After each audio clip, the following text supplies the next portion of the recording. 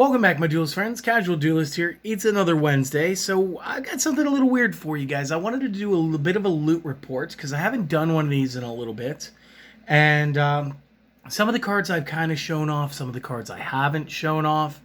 But these are all going into like the big, heavy box.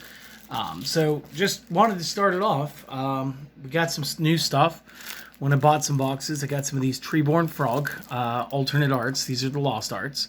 And again, what'll happen is when I get a good amount of cards ready to do some grading, I'll pick, and the best condition one will probably go get graded. We'll see what the slabs end up rating. And it'd be cool to have this alternate art frog. And again, I don't think he got his halo the first time. I think he was just sort of a floating frog. So again, got 4 of those. It's not too bad. We did open up those Infinite Forbidden little 4-packs. The local store, somebody asked that. They got an email. They were like, well, what store did you find that at? My local stores don't have it. We have something called a Meyer that came into our area recently. And again, I love them because, like, number one, I like fresh vegetables and stuff. And they've got a pretty decent organic, section.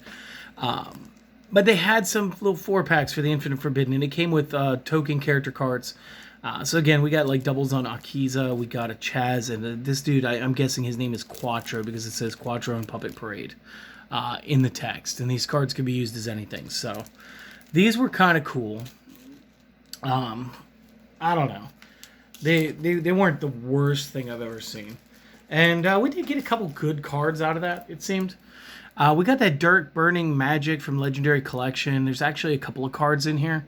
And it doesn't seem like the focus wants to stick with me. Looks like there is some slight damage around the cornering and stuff. So like these probably won't get graded. I might just open these and give them to some players locally. A while ago we did BLC 1. I'm trying to remember what it was. It's like Battles of Legends Collection 1 or something.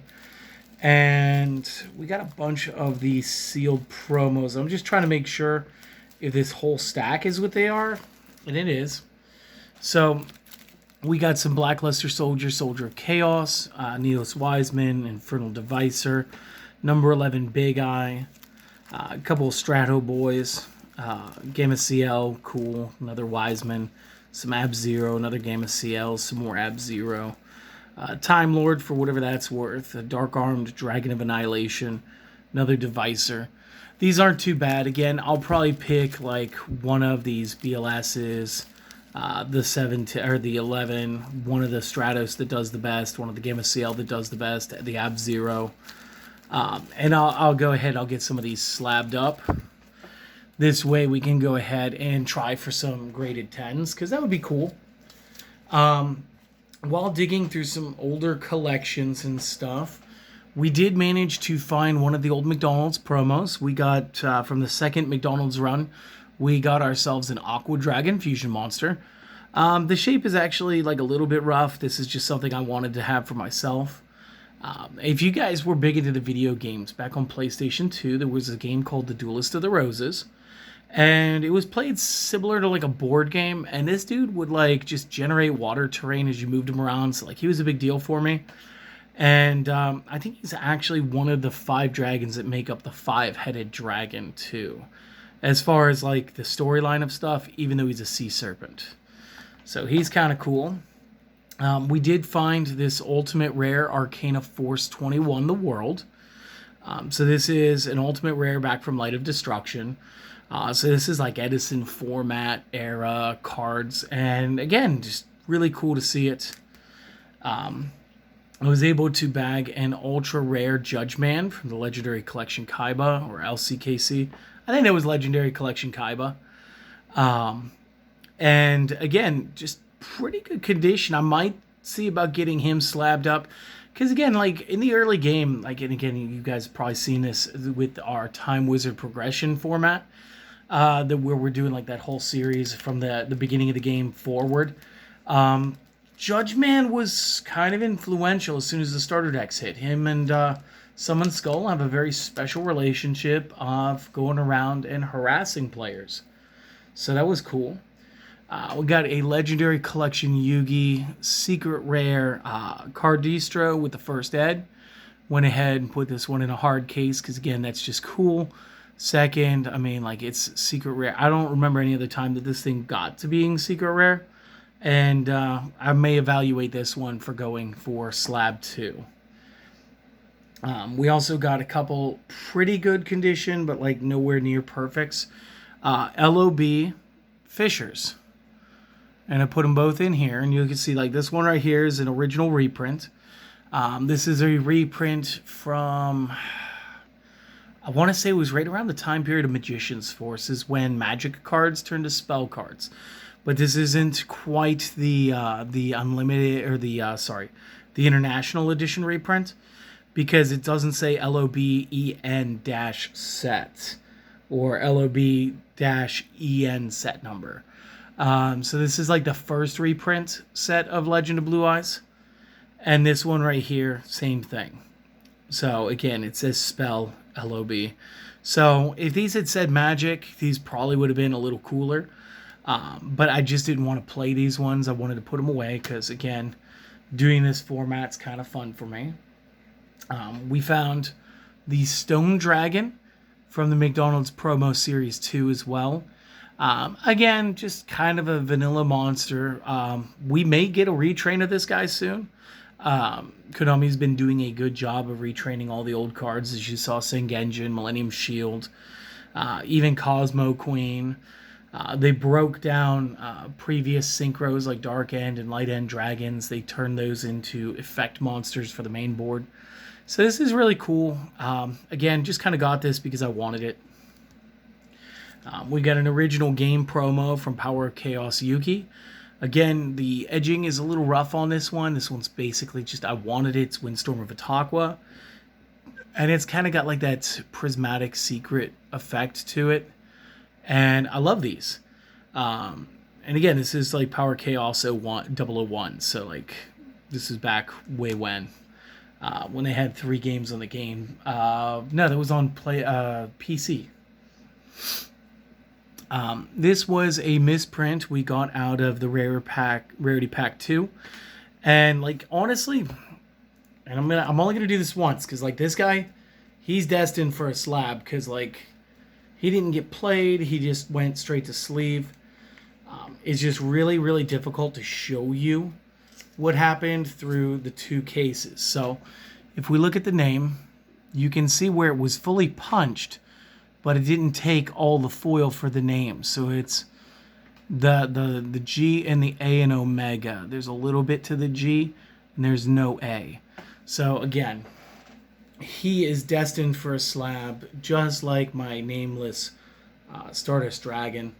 Regardless of condition, I feel like misprints are definitely worth putting in a slab. Just this way they get taken care of and they look cool. Plus, like, he's an extra deck monster. Maybe somebody will just play him that way. One cool thing we got when we were doing the Battle of Legends collection was we did get the Zexal Utopia. And again, this guy would be going to a slab because there's just no way. This is too cool. And it was awesome. So he's never seen regular play. I think we put this girl in a deck once for like a plant build, or like right at the beginning of me talking about Edison format before I decided to go back all the way with Time Wizard. So this is Titanial Princess of Camellias. This is a first ed Crossroads of Chaos Ultimate Rare. And again, she was like a big deal back then. So like, this is a really cool card to have like this. And even if she only scores like an 8, she's still pretty cool. We got original CT tin, Collector's Tin, Red Drag Arcfiends. Got 2 of them. So that's pretty cool. I just put some Witches of the Black Force because they're original Battle Pack 01s. So they have like the original effect before the errata that made these more fair to play. We got more than a couple of copies of Everyone's King. And somehow I managed to get a Lost Art in there as well. I got a copy of the Grand Convergence. And again, I'm not too sure. Maybe it's the fact that there's like a little cross thing going on here. Maybe that's why this is Lost Art. Not sure.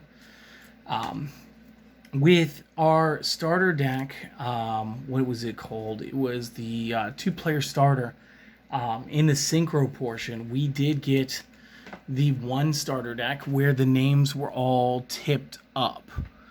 So again, these were all mispunched. And so that was all the foils. So the Vanadium, Prime Heart, the Coral Dragon, Rampaging Smash Tank, and Stygian Sergeants. All 4 of these cards are off-named.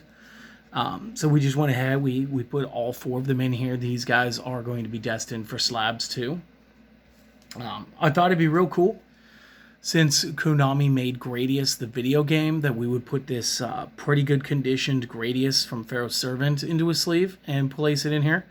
For those of you who haven't played this, like, I'm sure there's emulators, I'm sure there's some websites where you can like stream play the games. And Gradius was like a really cool arcade cabinet too. Like, this was a really sick game. It was made by Konami, and it was cool to see them place this in here. They also had some of their boss cards. They were called like BES, or like, I think they were supposed to be Bacterian Empire ships. But that's only if I'm remembering from the video games right. I could be very wrong on this. We've also got Hobby Lego 7 Neospacing Grand Mole. Figured I wasn't going to be playing Grand Mole in the advanced format very much longer, so like, even though he's a little dinged around the edges, I just wanted him to be taken care of. He probably won't go off to the graders. He's just cool.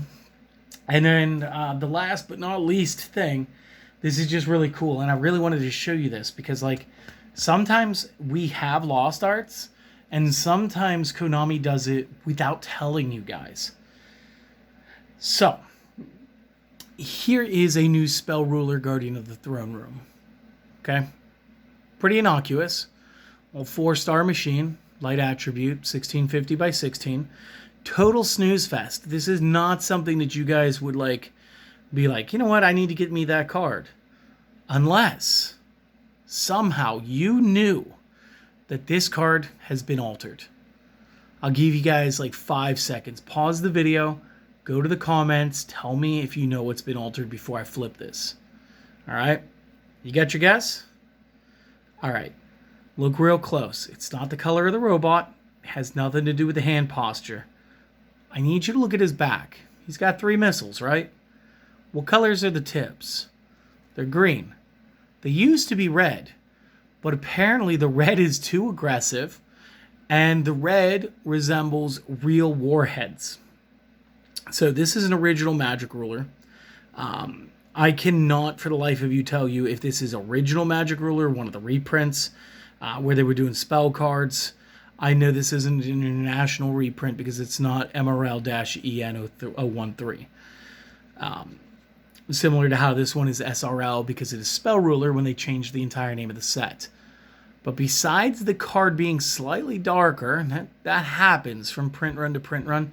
Sometimes you'll have a different saturation. But you look at the missile heads, and they go from an original red to green. Now, I know this isn't going to count as like a Lost Art, but this is just one of those little niche things. They change and they don't tell you.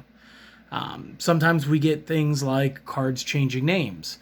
Like Harpy's brother turns to Sky Scout because we don't want him to have archetypal bonuses.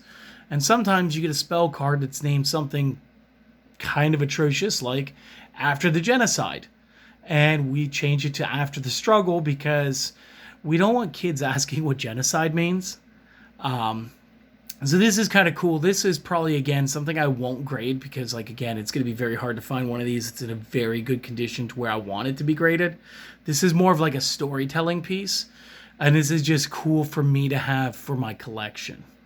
So that's it. That has been the loot report, my friends. A lot of this has just been going through collections. Again, we've been looking for tons of cards from the past. This way we have enough cards where I can just like leave whole decks built for each of the time periods. Because that's just what I do. I build collection upon collection upon collection. It drives the wife nuts. Anyway, thank you for watching. If you guys liked anything in the collection, tell me what your favorite thing is that I picked up this time. And I hope to see you guys on the next video, okay? Till then, You have a great day, and I'll see you later.